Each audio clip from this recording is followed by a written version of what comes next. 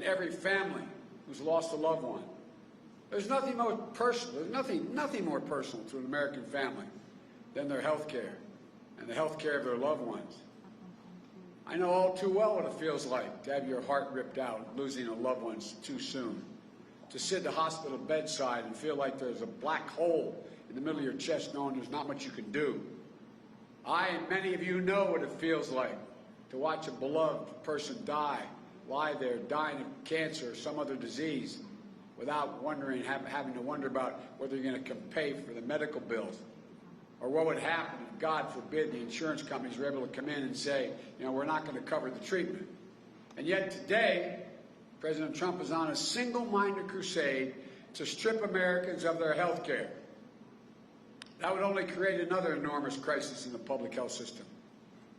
In 2 short weeks, exactly 1 week after the election, the Trump administration will make its case asking the Supreme Court to strike down the Affordable Care Act, quote, in its entirety. In its entirety. Let me say that again. They're arguing that the entire law must fall, which would strip 20 million Americans of their health insurance overnight, rip away protections for pre-existing conditions for more than 100 million people in the middle of an upswing of a pandemic. The upswing. Look, just this week on 60 Minutes, we heard what Trump told Leslie Stahl about the upcoming Supreme Court case on the Affordable Care Act, and I quote, "I hope that they end it. It'll be so good if they end it," end of quote. There's no question. There's no question that's why President Trump nominated Justice Barrett to the court. And that's why the Republicans jammed her through with the confirmation in the middle of an election. Republicans have tried and tried and tried since the Affordable Care Act was passed to overturn it, and every single time they failed. President Trump has tried everything he can on his own to sabotage the law. So now, through what I have characterized as a Craven abuse of political power, they've added to the court a justice who criticized Chief Justice Roberts' previous decision to uphold the Affordable Care Act in hopes that they can destroy the Affordable Care Act once and for all through the courts, no matter how many Americans they hurt in the process. So let's remember exactly what's at stake in this election. If you have diabetes, asthma, cancer, or even complications from COVID-19, you're going to lose the protection this law provides. Insurers will once more be able to jack up your premiums or deny your coverage. Women could again be charged more for their health care just because they're women.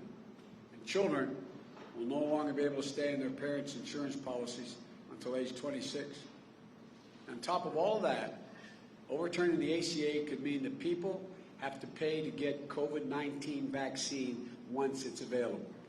That's right. That's right. The law that says insurers are required to cover vaccines for free is the Affordable Care Act. And he's striking that down, attempting to. Unlike Donald Trump, I believe health care isn't a privilege. It's a right that everyone have access to it.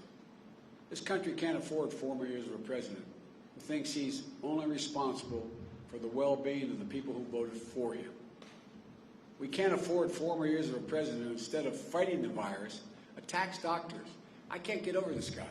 He attacked doctors claiming they're over-reporting COVID cases because they want to make more money. Doctors are over-reporting cases because they want to make money. You know, our doctors and nurses and our frontline healthcare workers are putting themselves at enormous risk every day. More than 1,000 of them have already died in an attempt to beat back this pandemic and save lives. They deserve to be treated with respect by their president. We can't afford 4 more years of a president who'd rather spend his time desperately trying to strip people of their health care than even once bother to put forward a health care plan on his own. We can't afford 4 more years of Donald Trump. The good news is we have a chance to turn this around by voting. We have 6 more days left in this election. The American people have it in their hands to put this country in a vastly different path. This is my commitment to you. I will protect and build on the Affordable Care Act so that you can keep your private insurance or choose a Medicare-like option. You can make it stronger. I'm going to make it stronger with your help to lower premiums and deductibles and out-of-pocket expenses. We'll bring down drug prices by almost 2/3 by taking steps such as allowing Medicare to negotiate with the pharmaceutical companies who are making billions of dollars, making the price lower. When they negotiate, Medicare says, we're only going to pay you X amount for the following medicines. That will lower prices drastically, making it available to everyone. We're going to make sure every American has access to free COVID-19 vaccine. This isn't beyond our capacity. Now, if we come together, we can stand together. If we stand together as the United States, Democrats, Republicans, and Independents, we can transcend old divisions and show what's possible. There's nothing beyond our capacity. There's no limit to America's future. If I'm elected president, as I said yesterday in Warm Springs, Georgia, I'll be a president who is not in it for himself, but for others.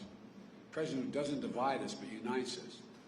A president who appeals not to the worst in us, but to the best in us.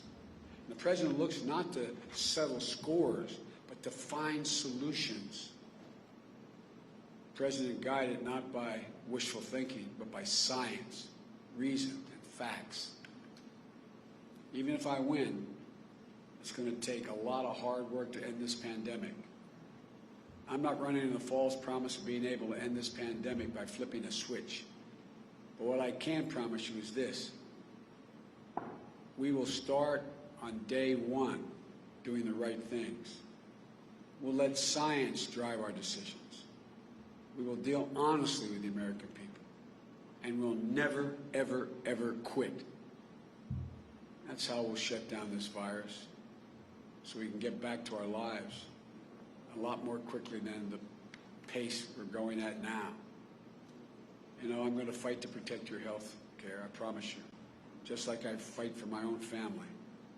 We can do this, I promise you. Now I'm going to go do what I hope all of you do. I'm going to walk out of this building and I'm going to go vote. I'm going to go vote.